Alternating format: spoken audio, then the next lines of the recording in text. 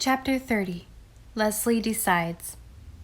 A sudden outbreak of a virulent type of influenza at the Glen and down at the fishing village kept Gilbert so busy for the next fortnight that he had no time to pay the promised visit to Captain Jim.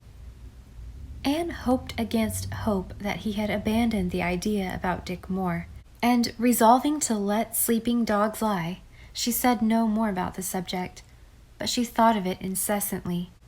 I wonder if it would be right for me to tell him that Leslie cares for Owen, she thought.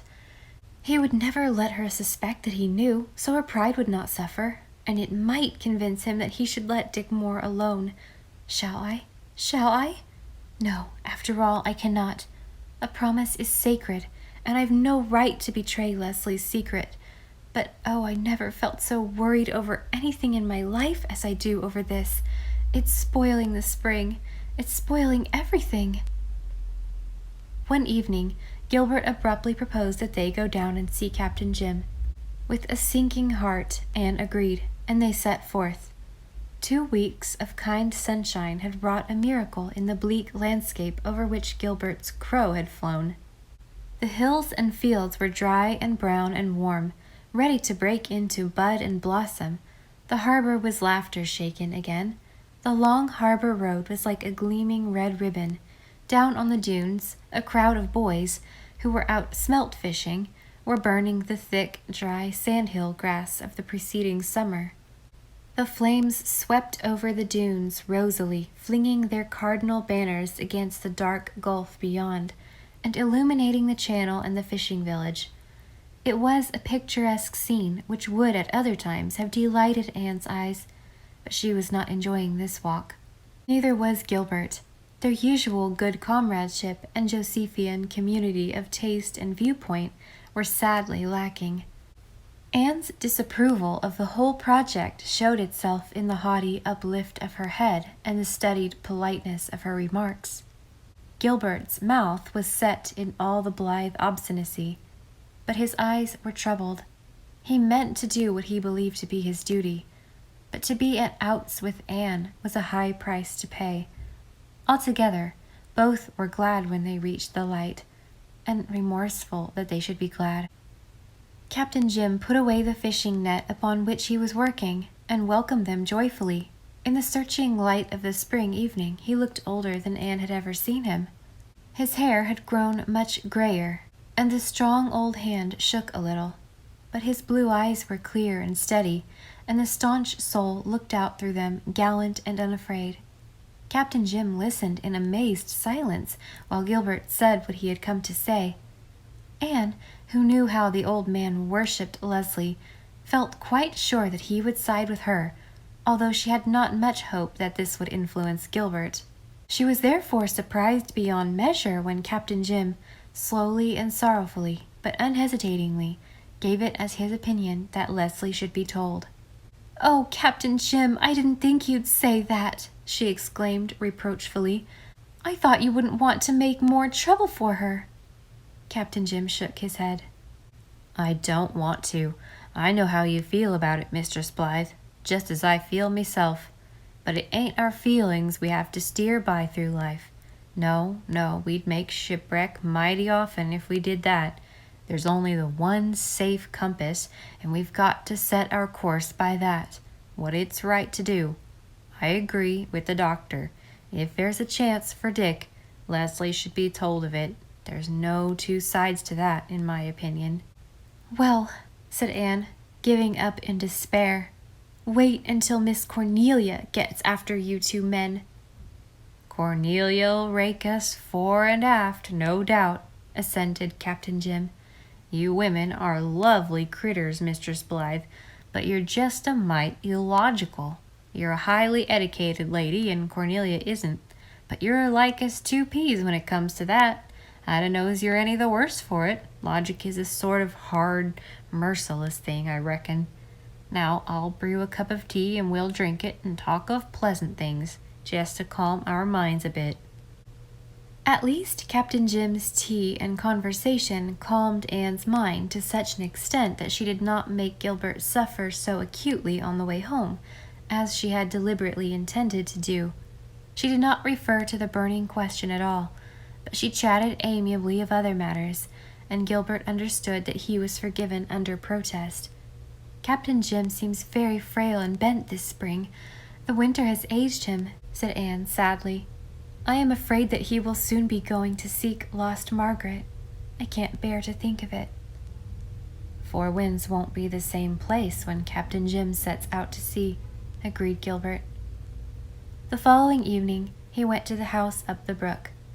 Anne wandered dismally around until his return. "Well, what did Leslie say?" she demanded when he came in. "Very little. I think she felt rather dazed." "And is she going to have the operation?" "She is going to think it over and decide very soon." Gilbert flung himself wearily into the easy-chair before the fire. He looked tired. It had not been an easy thing for him to tell Leslie, and the terror that had sprung into her eyes when the meaning of what he told her came home to her was not a pleasant thing to remember. Now, when the die was cast, he was beset with doubts of his own wisdom. Anne looked at him remorsefully. Then she slipped down on the rug beside him and laid her glossy red head on his arm. "Gilbert, I've been rather hateful over this. I won't be any more. Please just call me red-headed and forgive me." By which Gilbert understood that, no matter what came of it, there would be no "I told you so's." But he was not wholly comforted. Duty in the abstract is one thing. Duty in the concrete is quite another, especially when the doer is confronted by a woman's stricken eyes. Some instinct made Anne keep away from Leslie for the next 3 days. On the third evening, Leslie came down to the little house and told Gilbert that she had made up her mind. She would take Dick to Montreal and have the operation. She was very pale and seemed to have wrapped herself in her old mantle of aloofness. But her eyes had lost the look which had haunted Gilbert. They were cold and bright, and she proceeded to discuss details with him in a crisp, business-like way. There were plans to be made and many things to be thought over. When Leslie had got the information she wanted, she went home. Anne wanted to walk part of the way with her. "Better not," said Leslie curtly. "Today's rain has made the ground damp. Good night." "Have I lost my friend?" said Anne with a sigh. "If the operation is successful and Dick Moore finds himself again, Leslie will retreat into some remote fastness of her soul where none of us can ever find her." "Perhaps she will leave him," said Gilbert. "Leslie would never do that, Gilbert. Her sense of duty is very strong. She told me once that her grandmother West always impressed upon her the fact that when she assumed any responsibility, she must never shirk it, no matter what the consequences might be. That is one of her cardinal rules. I suppose it's very old-fashioned." "Don't be bitter, Anne girl. You know you don't think it old-fashioned. You know you have the very same idea of sacredness of assumed responsibilities yourself. And you are right. Shirking responsibilities is the curse of our modern life, the secret of all the unrest and discontent that is seething in the world." "Thus saith the preacher," mocked Anne. But under the mockery she felt that he was right, and she was very sick at heart for Leslie. A week later, Miss Cornelia descended like an avalanche upon the little house. Gilbert was away, and Anne was compelled to bear the shock of the impact alone. Miss Cornelia hardly waited to get her hat off before she began. "Anne, do you mean to tell me it's true what I've heard, that Dr. Blythe has told Leslie Dick can be cured, and that she is going to take him to Montreal to have him operated on?" "Yes, it is quite true, Miss Cornelia," said Anne bravely. "Well, it's inhuman cruelty, that's what it is," said Miss Cornelia, violently agitated. "I did think Dr. Blythe was a decent man. I didn't think he could have been guilty of this." "Dr. Blythe thought it was his duty to tell Leslie that there was a chance for Dick," said Anne with spirit. "And," she added, loyalty to Gilbert getting the better of her, "I agree with him." "Oh, no, you don't, dearie," said Miss Cornelia. "No person with any bowels of compassion could." "Captain Jim does."